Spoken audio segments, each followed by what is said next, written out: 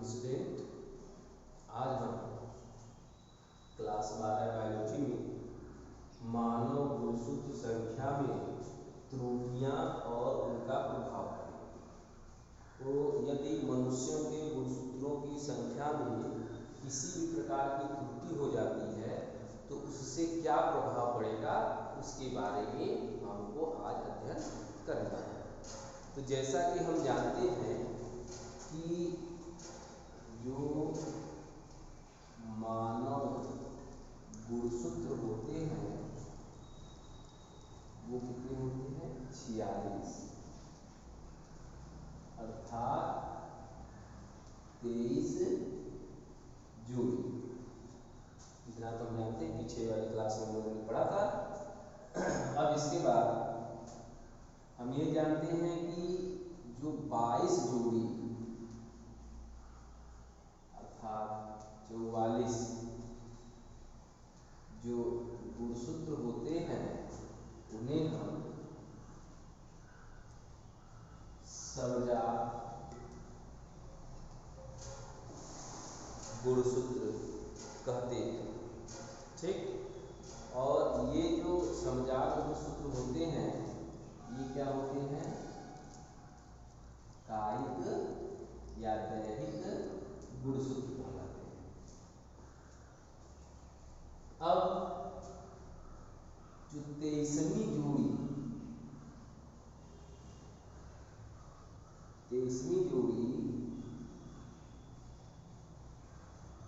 का गुणसूत्र होता है मादा में XX और नर में XY। ये क्या हो गया?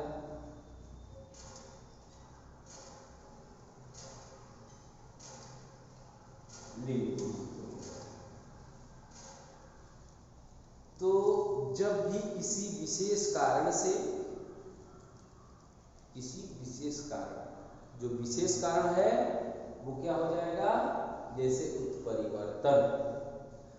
तो जब किसी विशेष कारण से गुणसूत्रों की संख्या में किसी भी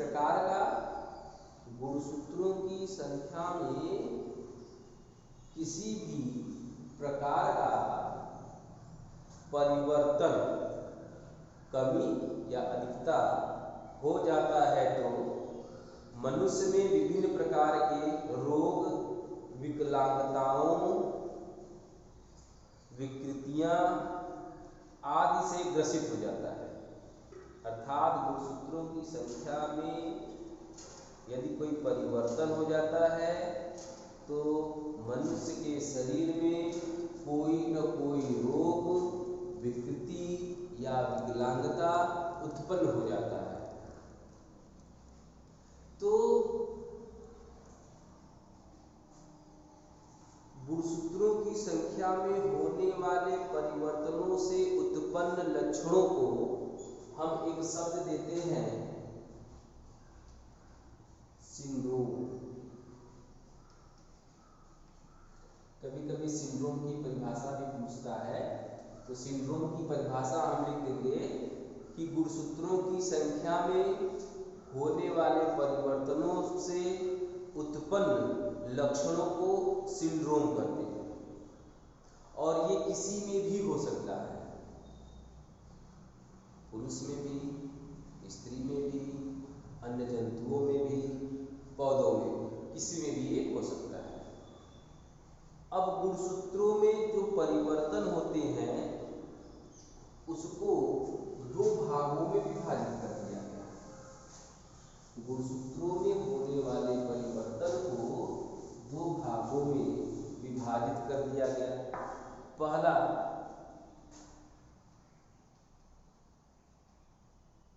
कायिक या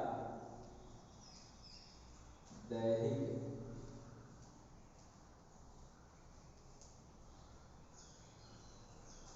गुणसूत्रों की संख्या में परिवर्तन।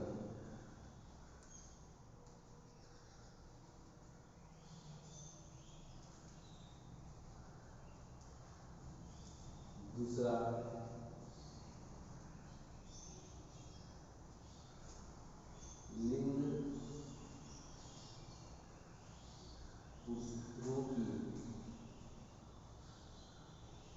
संख्या में परिवर्तन। तो इसको गुणसूत्रों में जो परिवर्तन होता है उसको दो भागों में बांट दिया गया। काय क्या दैहिक गुणसूत्रों की संख्या में परिवर्तन, दूसरा लिंग गुणसूत्रों की संख्या में परिवर्तन। तो दोनों को पढ़ना है। तो सबसे पहले हम दैहिक गुणसूत्रों की संख्या में परिवर्तन पढ़ते हैं। तो दैहिक गुणसूत्रों की संख्या में जो परिवर्तन है, इसमें हमको क्या पढ़ना है? Down syndrome. दूसरा जो है हमको जो पढ़ना है वो एडवर्ड सिंड्रोम। Edward syndrome.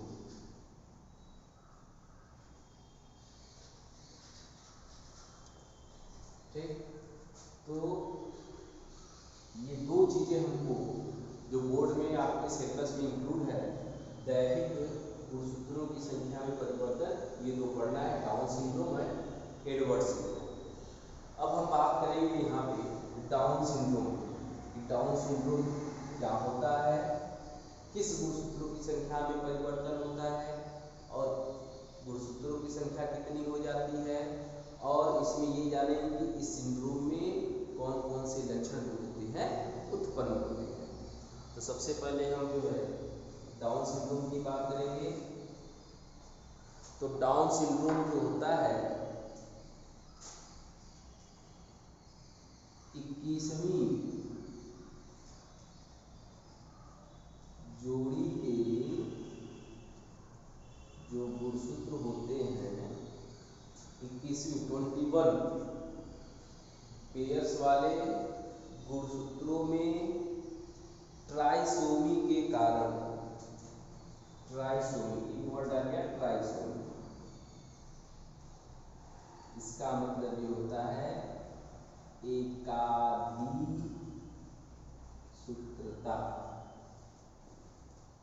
एकाधिसूत्रता अर्थात गुणसूत्र की जो भी संख्या होगी उसमें एक ऐड हो जाएगा, अर्थात ये हो जाएगा 2n+1। 2n क्या है? 2n मतलब 46 प्लस 1 इज इक्वल टू 47। ये ट्राइसोमी था। तो 21वीं जोड़ी के गुणसूत्र वाले भाग में क्या हो जाता है? ट्राइसोमी हो जाता है, अर्थात डाउन सिंड्रोम में 21वीं जोड़ी का गुणसूत्र 2 के स्थान पर 3 हो जाएगा। 21वीं जोड़ी का गुणसूत्र क्या हो जाएगा? XX हो जाएगा, ये तो है ही, इसमें एक और जुड़ जाएगा, ये ट्राइसोमी हो गया, 3 हो गया। तो 46 होते ही है, एक जुड़ जाएगा तो 47 हो जाएगा। इसी को डाउन सिंड्रोम कहा गया। यह लक्षण स्त्री व पुरुष किसी में भी हो सकता है। ये डाउन सिंड्रोम वाला लक्षण जो होता है वो स्त्री में भी पाया जाता है और पुरुषों में भी पाया जाता है। तो डाउन सिंड्रोम अंडजनन या शुक्राणुजनन के समय गुणसूत्र अवियोजन के कारण उत्पन्न हो जाता है। ये जो होती है अवियोजन के कारण जो है इस तरह से हो जाता है। अब डाउन सिंड्रोम वाला व्यक्ति होगा कैसे? मान लीजिए किसी को 21वीं जोड़ी गुणसूत्र में एक संख्या भी होगी तो क्या होगा? अब इसमें ये होता है कि जो व्यक्ति होगा, डाउन सिंड्रोम वाला व्यक्ति जो होगा, उसका कद छोटा होगा, मंदबुद्धि का होगा, सिर गोल होगा, गर्दन छोटी होगी, त्वचा खुरदरी होगी, उंगलियां ठूठदार मतलब छोटी छोटी हो जाएंगी, और जीभ मोटी, मुख हमेशा खुला हुआ होता है, नेत्र तिरछे, और पलकें जो है मंगोलों की भांति वलित होती है। मंगोल एक जो है मानव की प्रजाति होती है, उसके जो होते हैं पलकें जो होती है वो कई फोल्ड में मुड़ी हुई होती है। तो मंगोलों के भांति जो होती है पलकें वलित होती हैं, इसीलिए इस विकृति को मंगोलिक विकृति, और ऐसे व्यक्ति को मंगोलियाई मूर्ख कहते हैं। ऐसे व्यक्ति जिनको कि डाउन सिंड्रोम हुआ है, इनके जननांग समान किंतु पुरुष नपुंसक होते हैं। इनमें जो होता है संक्रमण अधिक से अधिक होता है और डाउन सिंड्रोम वाला जो व्यक्ति होता है वह 12 से 16 वर्ष तक ही जीवित रहता है। तो ये आपका जो है डाउन सिंड्रोम कहलाता है। याद रखिएगा, गुणसूत्र के 21वीं जोड़ी में एकादी सूत्रता हो जाता है, अर्थात उस व्यक्ति में गुणसूत्रों की कुल संख्या 47 हो जाती है। अब हम बात करेंगे दूसरा एडवर्ड सिंड्रोम। अब ये जो एडवर्ड सिंड्रोम है,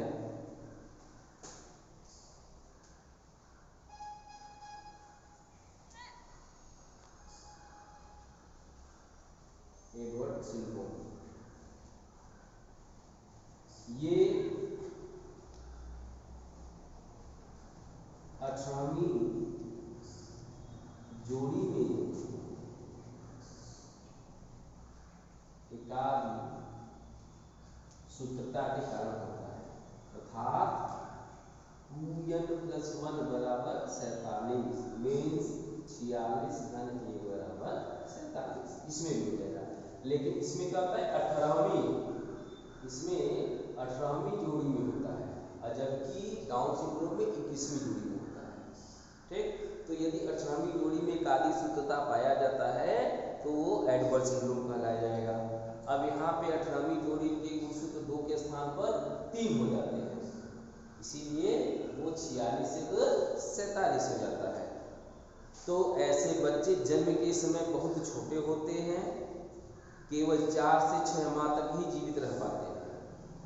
बच्चों के मुख और निचला वाला जबड़ा काफ़ी छोटा होता है और वह जोर से रो नहीं सकता है।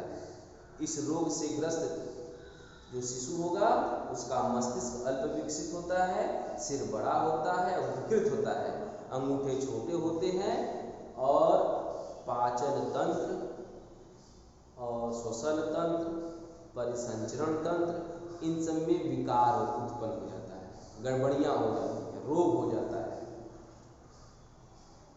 इस प्रकार के जो बच्चे होते हैं वो केवल 4 से 6 माह तक ही जीवित रह जाते हैं और यह रोग लड़कों की अपेक्षा लड़कियों में ज़्यादा पाया गया है। ये आपका हो गया एडवर्ड सिंड्रोम। तो कायिक सिंड्रोम, जो कायिक या दैहिक गुणसूत्रों की संख्या में परिवर्तन है वो यहाँ पर समाप्त हो गया। अब हम लिंग गुणसूत्र के बारे में पढ़ेंगे। तो जो दूसरा है लिंग गुणसूत्रों की संख्या में परिवर्तन,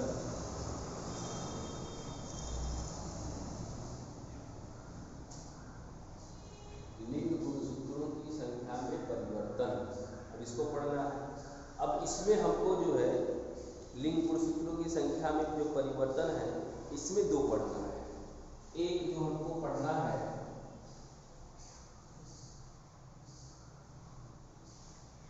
टर्नर सिंड्रोम, टर्नर सिंड्रोम, दूसरा क्लाइंफेल्टर्स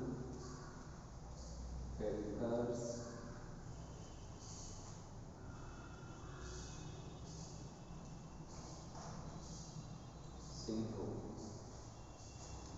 तो ये 2 प्रकार के जो है हमको सिंड्रोम पढ़ने हैं। इसमें लिंग गुणसूत्रों की संख्या में यदि परिवर्तन होता है तब। अब इसमें हम टर्नर सिंड्रोम पढ़ते हैं। टर्नर सिंड्रोम में क्या होता है, अब टर्नर सिंड्रोम की बात करेंगे। अब चूंकि लिंग गुणसूत्र है तो यह सिंड्रोम प्रायः स्त्रियों में विकसित होता है। टर्नर सिंड्रोम जो पाया जाता है यह प्रायः स्त्रियों में ये सिंड्रोम अधिकतर देखा गया है कि स्त्रियों में जो है यह सिंड्रोम पाया जाता है। और ये ऐसी स्त्रियां होती हैं जिनमें दो लिंग गुणसूत्र में से एक लिंग सूत्र कम हो जाता है, अर्थात मोनोसोमिक। ये क्या होता है, ये मोनोसोमिक होता है, मोनोसोमिक। अब ये जो मोनोसोमिक होते हैं इनमें क्या होता है कि एक कम हो जाता है, अर्थात 2n-1 बराबर 45। इट मीन्स ये जो लिंग गुणसूत्र दो होते हैं उनमें से एक जो होता है समाप्त हो जाएगा, तो क्या हो जाएगा 46-1 बराबर, यहाँ एक ही लिंग गुणसूत्र रहेगा, ये दूसरा वाला जो लिंग गुणसूत्र नहीं होगा, ठीक है, तो ये हो जाएगा 45। तो दो लिंग गुणसूत्र जो होता ही है आप लोग जानते ही हैं, स्त्रियों में x x, इसमें एक ही रहेगा, केवल x हो जाता है, एक कम हो जाएगा, अर्थात मोनोसोमिक।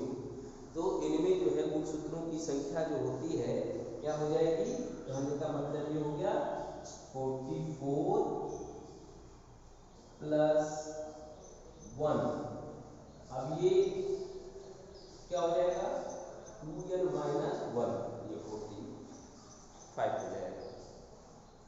तो यदि लिंग गुणसूत्रों में से एक लिंग गुणसूत्र की संख्या कम हो गई तो वो हो जाएगा मोनोसोमिक, और स्त्रियों में इस प्रकार का होता है, ये हो गया टर्नर सिंड्रोम।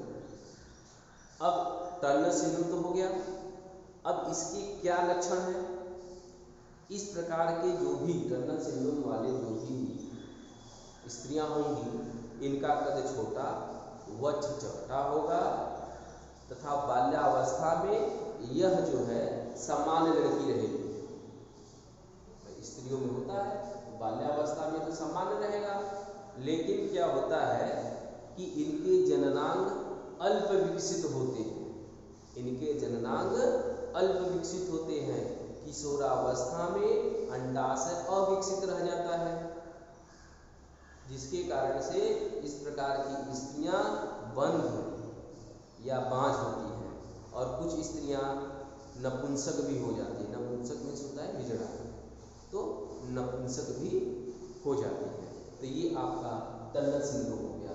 इसमें क्या होता है कि लिंग गुणसूत्रों की संख्या में एक की कमी हो जाए। अब आते हैं दूसरा जो आपको पढ़ना है, क्लाइनफेल्टर सिंड्रोम। क्लाइनफेल्टर सिंड्रोम जो होता है वो आपका ट्राइसोमी होता है।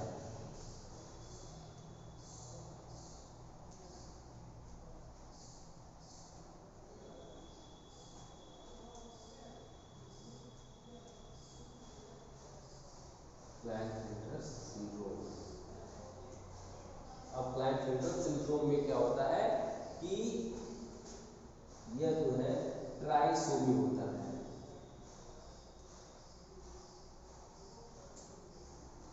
ये जो होता है ट्राइसोमिक होता है। ट्राइसोमिक मतलब 2n+1। ट्राइसोमिक मतलब क्या हो गया 2n+1। अब पढ़ने का मतलब हो गया कि 44+, अब जो लिंग गुणसूत्र का x x y एक अतिरिक्त जुड़ जाएगा, तो कितना हो जाएगा 47। 44 45 46 47। तो लिंग गुणसूत्रों की संख्या कितनी हो जाती है 3। इस प्रकार के जो है सिंड्रोम को क्लाइनफेल्टर सिंड्रोम कहते हैं। वाई गुणसूत्र, अब तो एक्स एक्स है ये, अब इसमें एक अतिरिक्त जुड़ गया वाई गुणसूत्र। अब वाई गुणसूत्र जुड़ने के कारण जो होता है इनका शरीर जो है सामान्य पुरुष जैसा होता है, किंतु एक अतिरिक्त एक्स गुणसूत्र जुड़ने के कारण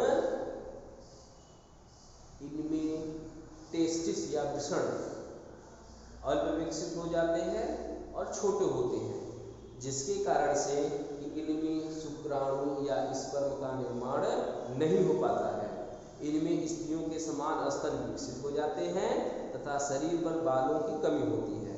ये सिंड्रोम होता है, जिनको भी क्लाइनफेल्टर सिंड्रोम होता है, ये भी नपुंसक होते हैं। लगभग 500 व्यक्तियों में से एक पुरुष क्लाइनफेल्टर सिंड्रोम से पीड़ित होता है। तो बच्चों आज हम लोग जो है